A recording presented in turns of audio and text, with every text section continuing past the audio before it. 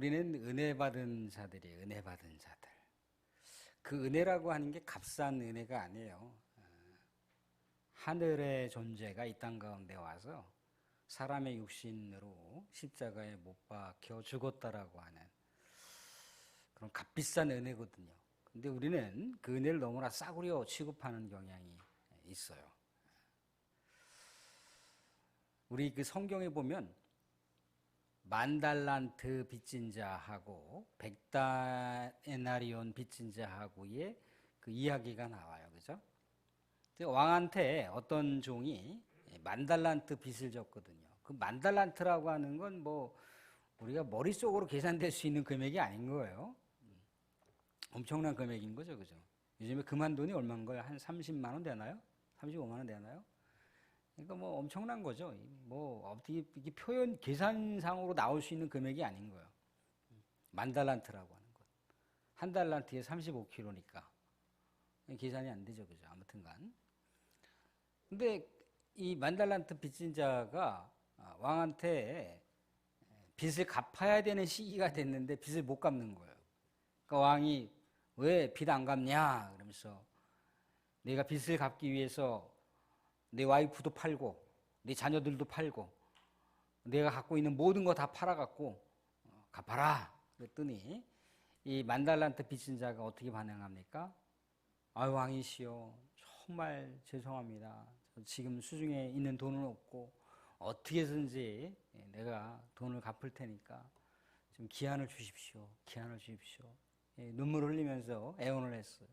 왕이 볼 때 그 종이 너무나 안쓰러워 보이고 너무나 또 불쌍해 보이고 그래서 그 긍휼의 마음이 가슴속 저 깊은 곳에서 울러왔어요. 그래서 그 10,000달란트 빚을 어떻게 했던가요? 탕감을 해줬습니다. 빚을 내가 안 받겠다. 앞으로 멋있게 살아라. 이렇게 격려도 해줬어요. 그랬더니 이 10,000달란트 빚을 해결받은 사람이 자기 친구 중에 100데나리온이라고 하는 건 얼마큼이냐? 한 3달치 봉급되나요? 3달치? 3달치 봉급을 이렇게 빌려간 사람이 그것을 안 갚으니까 내 돈 내놔 이놈아, 내 돈 내놔 이놈아. 그러면서 이제 멱살을 잡고 그냥 막 이리 치고 저리 치고. 그런데 이제 이 3달 봉급을 빚진 사람이 아이고 정말 죄송하다 미안하다 이제 그러면서 내가 꼭 갚을 테니까 기간을 좀 달라. 꼭 갚을 테니까. 그랬더니 안 돼 이 녀석아. 그러면서 멱살을 끌고 가서 옥에다가 가둬버렸어요. 이 소식을 누가 들었습니까? 또 다른 친구들이 들었어요. 또 다른 친구들이 봤잖아요. 그래서 왕한테 가서 얘기를 해줬어요. 왕이시여 지난번에 10,000달란트 빚 탕감해준 그 인간이 얼마나 그래 악독한 인간인지 그래. 그 100데나리온 100일치 그 돈 못 받았다고 그냥 그렇게 그 절친했던 친구의 멱살을 그냥 막 잡아 당겨갖고 끝내 후드로 펴면서 그냥 감옥에 가뒀습니다. 했더니 이런 고얀 것 그러면서 왕이 어떻게 반응했던가요? 그 인간 당장 소환해. 그래서 10,000달란트 빚 갚아. 빚 갚을 때까지 감옥에 있어. 그렇게 했다는 거죠. 그러니까 자기가 그 엄청난 은혜를 누리면서 살았는데 그 은혜를 모르는 거예요. 그 은혜를. 우리도 그럴 수 있다는 거예요. 우리도. 전에 어떤 분이 어떤 그 사장님이 시골에 이렇게 땅을 사놓고 이 땅을 누구에게 이렇게 임대를 해주면 좋을까 생각해 봤더니 그 마을에 가난하신 분이 있었어요. 성실하다라고 소문이 나신 분한테 찾아가서 내가 이만저만해서 이 한 2만 평 되는 땅을 당신이 조금 이렇게 잘 관리해서 내가 뭐 임대료는 받지 않겠다. 땅만 잘 관리해서 이 땅에 그렇게 옥토가 되고 그 옥토가 된 밭에서 나는 소출들은 당신이 다 필요로에 따라서 쓰시면 된다고 은혜를 베풀어 주신 거죠. 마을이 2만 평이지 2만 평이면 얼마나 많은 땅입니까? 근데 이분이 이제 즐겁게 행복하게 이제 뭐 임대료도 안 받는다니까 얼마나 힘이 나요, 그죠? 자기는 정말 200평 땅도 없었는데 그 2만 평을 진다고 생각하니까 얼마나 기분이 좋습니까? 근데 이분이 20년이 지나도 아무 소식이 없네요. 이 사장님이 30년이 지났는데도 아무 소식이 없네요. 누구 통해서 이렇게 들어오는 이야기는 그 사장님이 돌아가셨다는 거예요. 아유, 잘 됐다. 아주 친한 부동산 업자를 찾아가서 요 땅 내 걸로다가 하면 안 됩니까? 근데 내 걸로다가 하면 또 언제든가 뭐 무슨 일이 생길 거 아니에요, 그죠? 요걸 팔아버린 거야. 명의를 싹 바꿔갖고, 명의를 싹 거짓으로 바꿔갖고, 그 땅을 좀 아주 값비싸게 딱 팔아넘겼네요. 나중에 어떻게 했습니까? 그 사장님의 후손들이 땅을 보러 온 거야. 하고 이분이 어떻게 했어요? 아주 난처한 상황이 됐죠. 사기꾼으로 다 몰렸어요. 그 성실했던 그분이 그렇게 되더라는 거죠. 자기 땅도 아닌데 자기가 2만 평 은혜에 의해 삶을 살게 되는 건데 은혜의 삶을 다 날려버리고 자기 것으로다가 이렇게 해버리더라는 거예요. 사랑하는 여러분, 하나님이 우리들에게요 은혜의 시간들을 주셨거든요. 은혜의 삶을 주셨어요, 그죠? 우리는 은혜로운 삶을 사는 거예요. 근데 마치 우리 하나님께 주신 이 시간과 또 우리의 삶의 정욕과 이 모든 것들이 마치 내 거인 것처럼 은혜를 모르는 자로서 살아갈 수가 있다는 거예요. 늘 언제나 우리는요 우리가 살아가는 동안 하나님의 은혜를 만끽하면 안 돼요. 그 아까 2만 평이라고 하는 땅을 임대받으셨던 분이 시간이 지나면서 사장을 잊어버렸어요. 자기 땅인 줄 착각을 한 거예요. 그분 것인데 우리도 그러한 삶을 살아갈 수가 있다는 거예요. 또 이런 경우도 있어요. 어떤 경우도 있느냐면 마치 은혜를 받은 것처럼 은혜를 받은 척하고 살아가는 경우도 있어요. 은혜가 전혀 없는데 내가 그래도 명색이 교회에 뭐기 때문에 은혜 받은 모습인 것처럼 이렇게 포장을 하면서 살게 하는 경우도 있다고요. 그것처럼 괴로운 게 없는 거예요. 그것처럼. 그렇게 은혜 받은 모습으로 포장하면서 살아가잖아요. 언제든지 탄로가 나요. 언제든지 그 실체가 확 드러난다는 거예요. 피곤하신 것 같은데 사모님 좀 문을 열어놓든지 하십시오. 은혜를 잊어버리면 안 돼요. 은혜를. 교회 안에서는 그럴싸하게 이렇게 저렇게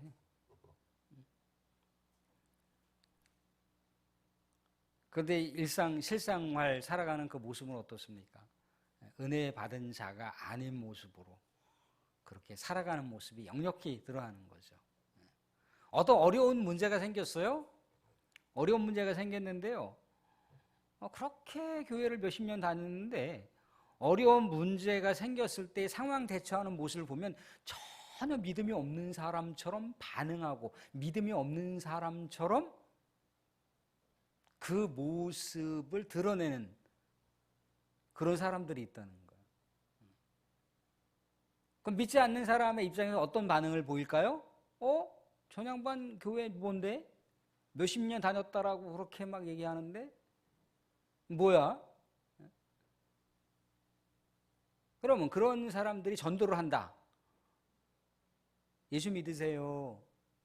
예수 믿으면 희망이 있습니다. 예수 믿으면 은혜가 있어요. 예수 믿으면 축복이 있어요. 너나 많이 은혜 받아. 너나 많이 복 받아. 그런다고요. 근데 은혜 받은 사람의 그 모습이 진실되게 드러나잖아요. 진실되게 드러나요.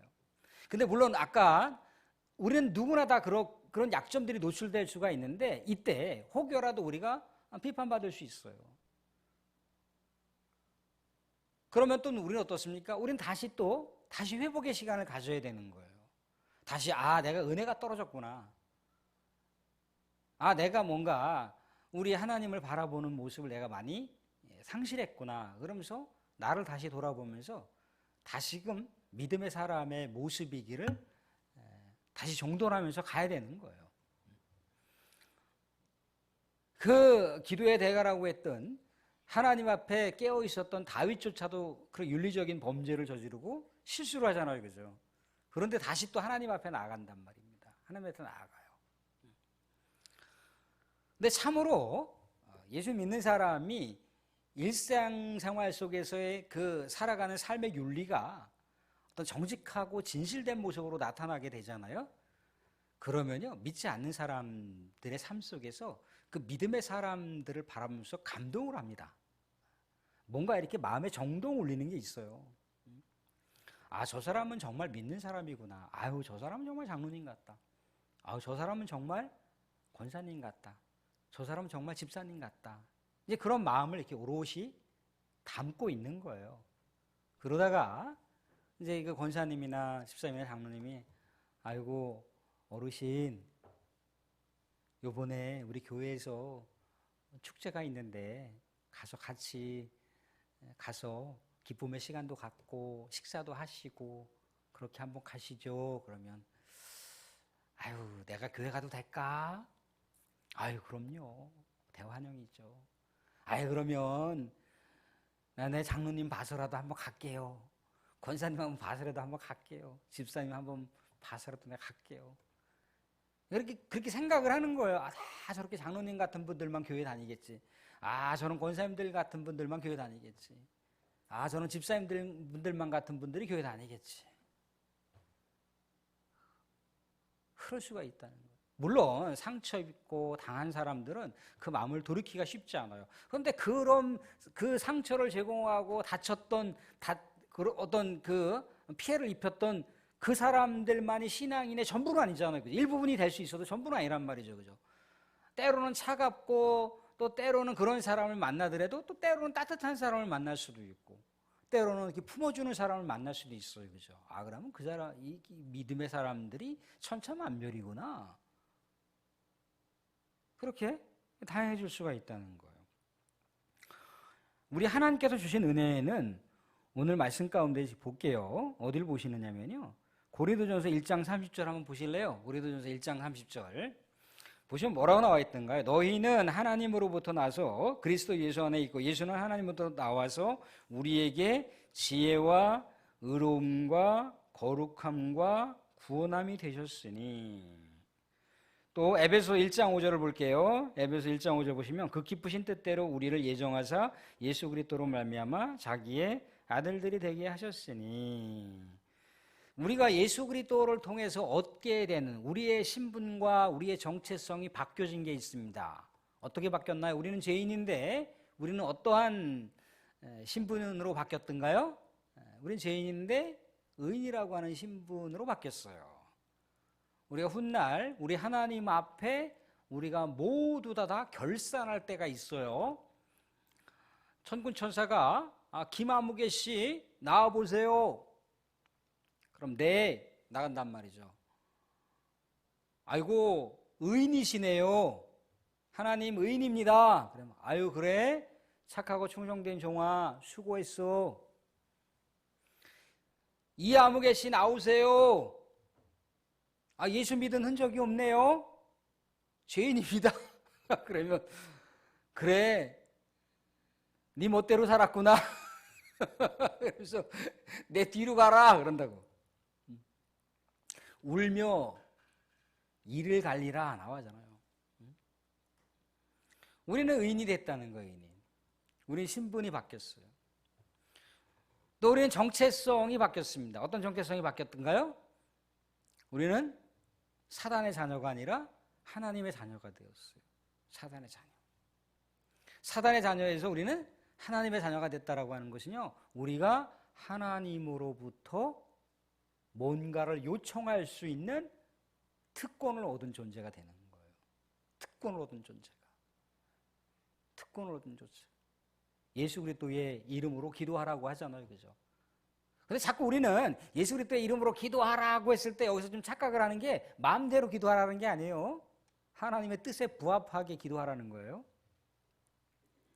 내 정력을 위해서 기도하는 게 아니에요. 하나님의 나라와 의에 걸맞는 그런 기도를 자꾸만 우리가 할 수 있어야 되는 거예요. 근데 그렇게 할 수 있는 그 근거가 어디에 있는 건가요? 하나님의 자녀가 되었다니까요. 하나님의 자녀가. 아무도 모르는 누군가가 아저씨 나 돈 좀 주세요. 아줌마, 나 돈 10,000원 줘요. 그러면은 그래. 그러면서 어떤 아저씨가 지나가는 애들한테 여기 있다 돈. 지나가는 아줌마한테 여기 있다 돈 그럽니까? 그렇지 않잖아요. 근데 아들이나 딸이 아빠 나 용돈 좀 주세요. 이번에 뭐 필요해요. 그래?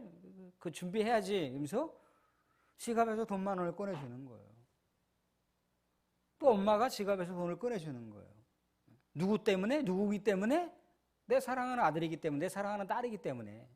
누군지도 모르는 때 와갖고 줍니까? 안 줘요. 우리는 하나님의 자녀가 되었다라고 하는 그 특권이 있는 거예요. 특권이. 또한 거룩하다라고 하는 존재의 그 모습으로 우리가 하늘의 존재가 되셨어요. 하늘의 존재가. 하늘의 존재가. 의인이 하나님 앞에 가면은 어떤 냄새가 나겠습니까? 그리스도의 향기가 나겠죠. 아유, 그리스도의 향기. 아유, 예수님의 잔잔한 향기가 나는구나. 내 사랑하는 독자 아들의 향기가 나는구나. 거룩한 존재가 됐다는 거예요. 근데 죄인이 가봐요. 아우, 악취. 아우, 냄새. 5m 떨어져. 아우, 냄새. 그런다고요. 그러니까 우리는 우리의 신분이 죄인에서 의인으로 바뀌었습니다. 그리고 더럽고 부정한 존재가 아니라 거룩한 존재가 되었어요. 또 사탄의 자녀에서 하나님의 자녀가 되었다는 거예요. 이것은요, 하늘의 정체성이에요. 하나님의 자녀됨에 대한 정체성이에요. 이 땅에 얽매이지 않아도 됩니다. 왜? 하나님이 이미 보증해 주는 그런 존재이기 때문에. 근데 자꾸 우리는 하나님의 보증을 잊어버려요. 하나님께서 우리를 그런 존재로 이렇게 세우셨다는 것을 망각한다는 거예요. 그러니까 땅의 죄인으로 살아가는 거고, 땅의 더러운 그런 모습으로 살아가는 것이고, 세상의 세속 가치를 추구하는 자녀들로 우리가 살아간다는 거예요. 그래서 결국 다시 믿음의 문제로 돌아오는 거예요. 믿음의 문제. 과연 나는 정말 예수 그리스도로 살아계신 주님으로 믿고 있는 것인가의 문제로까지 이제 이게 삶으로 규정되어지는 거예요. 나는 정말 하나님의 사랑받는 그런 자녀들인가? 나는 예수 믿는 그런 그리스도인인가까지 이제 나아가는 거예요. 사랑하는 성도님들, 바울이 예수님도 그런 말씀하셨지만 바울도 또 그런 말을 하잖아요. 어떤 악한 존재들의 틈바구니에서 믿음의 백성들이 살아간다 할지라도 그 악을 악으로 대응하지 말고 뭐라고 합니까? 그 악한 상황 속에서도 선한 일을 도모하라고 하고 있어요. 선한 일을 도모하라. 선한 일을 꿈꾸라고 하고 있습니다. 그게 예수님의 가르침이고 사도 바울의 가르침이에요. 핍박하는 자를 위해서 선대하고 그들을 위해서 기도하라고까지 하고 있습니다. 그러니까 사도 바울이 참수형을 당하면서 자기의 사랑하는 그 선교단, 선교의 그 믿음의 동지들에게 그런 얘기를 합니다. 로마에 대항하지 말라고 얘기합니다. 로마를 위해서 기도하라. 우리 복음 증거를 위해서 우리가 순교를 당한다 할지라도 그 핍박하는 그들과 칼을 뽑아 결전하지 말고 싸우지 말고 그들을 위해서 선하게 대응하라는 거예요. 우리 하나님께서 우리를 보증하신 분이기 때문에 우리는 그렇게 살아야 된다는 거예요. 우리는 그런 존재로 살아가야 된다. 이 땅의 존재로, 이 땅에 소속된 존재로가 아니라 하늘에 소속된 존재로 그렇게 가치 있게 살아가자는 거예요. 그래서 많은 사람들이 화형을 당하고 많은 사람들이 사자밥이 되고 많은 사람들이 참수형을 당하고 그런 일들이 벌어지는 거예요. 나중에 이 기독교 순교의 역사를 누가 봅니까? 콘스탄티노플 황제라고 하는 사람이 보는 거예요. 이 사람도 굉장히 악랄한 사람인데 굉장히 똑똑한 사람이에요.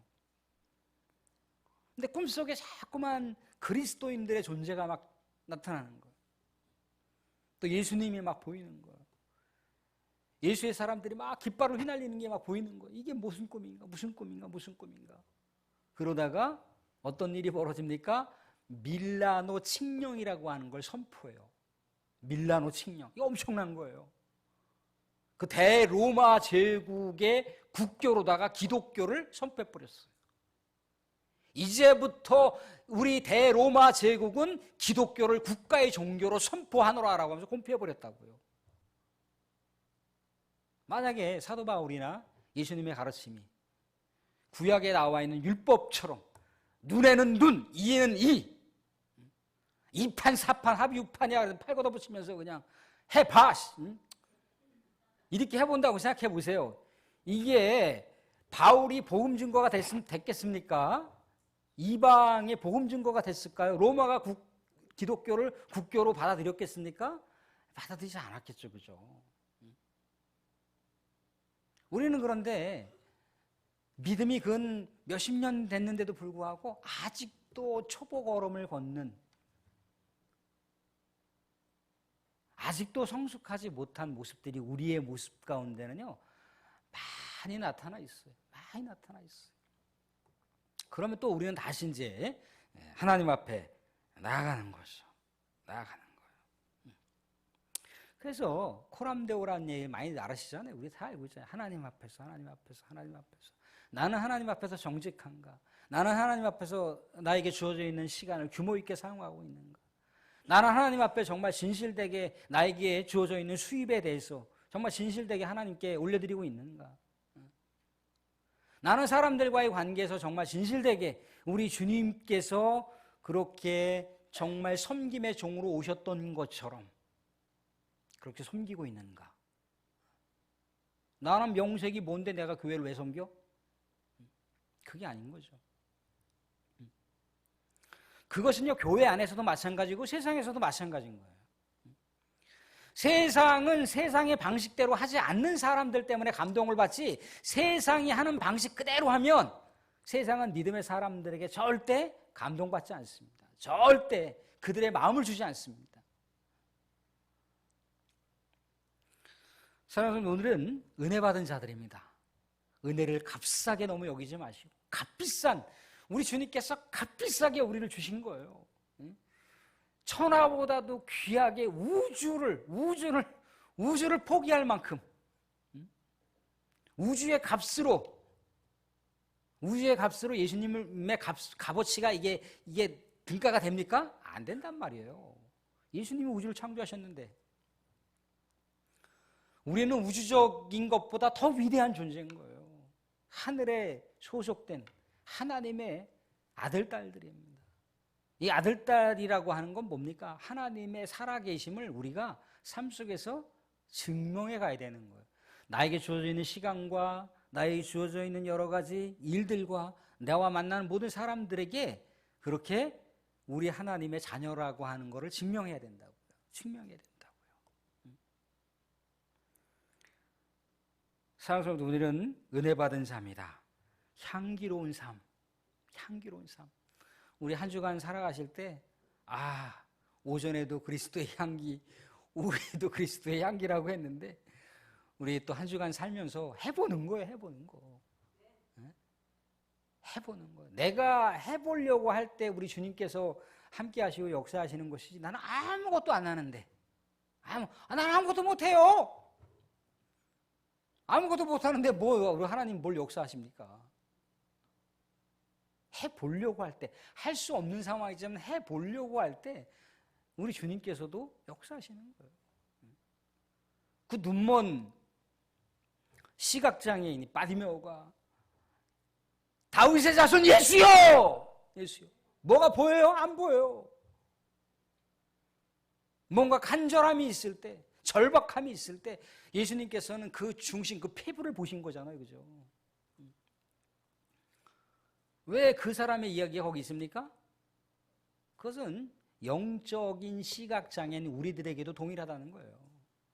우리는 영적인 시각장애인이잖아요. 우리는 영적인 장애를 다 갖고 있어요. 그렇기 때문에 예수님은 절박하게 찾아야 됩니다. 우리는 예수 없이 이 세상 살아갈 수가 없어요. 예수를 조금만 우리가 잊고 살아보세요. 우리 사랑하는 성도님들 다 예수 믿지 않는 그냥 그 거친 본성들이 막 드러날걸요?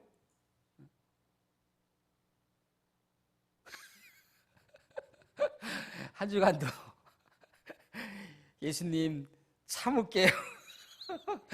예수님 그냥 내 입에서 그냥 뭐가 쌍욕이 확 나가고 싶은데 예수님 참을게요. 내가 저 인간 그냥 확 찌들어 늘고 싶은데 어떻게요? 예수님 참을게요. 그 예수님이 사랑하라고 했으니까 사랑해볼게요. 안 되지만 해보면 예수님이 힘 주시고 지혜 주시고 능력 주세요. 우리 한 주간 그렇게 그리스도의 향기를 우리의 삶 속에서 드러내는 멋진 그리스도인이 되실 수 있기를 주님으로 축원드립니다.